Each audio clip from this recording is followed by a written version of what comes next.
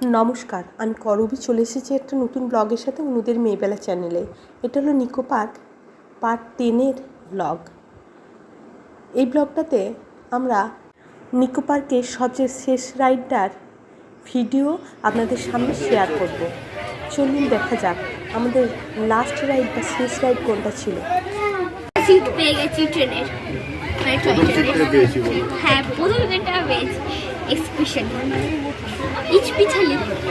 Train আমাদের যানবাহনের একমাত্র মাধ্যম হয়ে উঠলেও এখন বহু ট্রেনে চড়েছি, কিন্তু টয় ট্রেনের এনজয়মেন্টটাই আলাদা। তারপর আমার বাচ্চারা সাথে আছে যখন, তখন তো টয় ট্রেনে চাপতেই হবে। যাই হোক, বলতে বলতে আমরা টয় ট্রেনে উঠে গেলাম। চলুন টয় ট্রেনে করে পুরো নিকো পার্কটা আপনাদের সাথে নিয়ে ঘুরিয়ে আসি। টয় ট্রেনে চাপার পর নিকো পার্কের চারিপাশটা কেমন দেখতে চলুন দেখা যাক। নিকো পার্কের চারিদিকটায় সবুজের সমারোহ, আর মাঝে মধ্যে রাইডের জন্য বেশ কিছু স্থান, এবং সেই জায়গাগুলো বেশ সুন্দর করে ডেকোরেশন করে বানানো, আর মাঝের মধ্যে দু একটা আইসক্রিমের স্টল এবং কিছু খাবারের দোকান। যাই হোক, বেশিরভাগটাই যখন এখানকার রাইড করার জন্য, আর তার মূল্য বিভিন্ন ধরনের। টয় ট্রেনে চেপে আমরা বেশ আনন্দ উপভোগ করছিলাম। নিকো পার্কের প্রত্যেকটা রাইড দ্বিতীয়বার করে আবার চোখের সামনে ভেসে উঠছিল।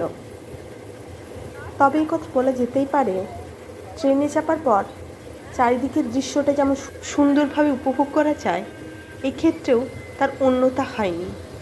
তবে ট্রেনের গতিবেগের থেকে টয় ট্রেনের গতিবেগ অনেকটাই কম, তাই ধীর বা স্লথ গতিতে যখন ট্রেনটা এগিয়ে চলছিল, তখন চারিপাশটা সুন্দরভাবে মনোরম দৃশ্যগুলো আমাদের চোখের সামনে ভেসে উঠছিল।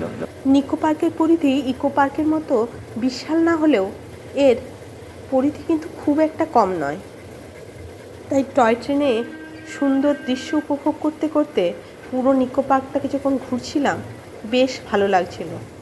এ প্রসঙ্গে বলে রাখি, নিকো পার্কে ঘোরার সময় সত্যি মনটা ভরে গিয়েছিল।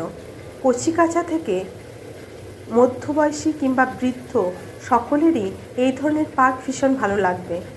তবে আমার সাজেশন, বয়স্করা নিকো পার্কে অ্যাভয়েড করে চলবেন, কারণ কোনো পার্কে গিয়ে রাইড করার মানসিকতা থাকলে বয়স্কদের ক্ষেত্রে নিকো পার্ক একবারেই গ্রহণযোগ্য নয়, কারণ এখানে প্রায় প্রত্যেকটি রাইডই যথেষ্ট ঘূর্ণায়মান।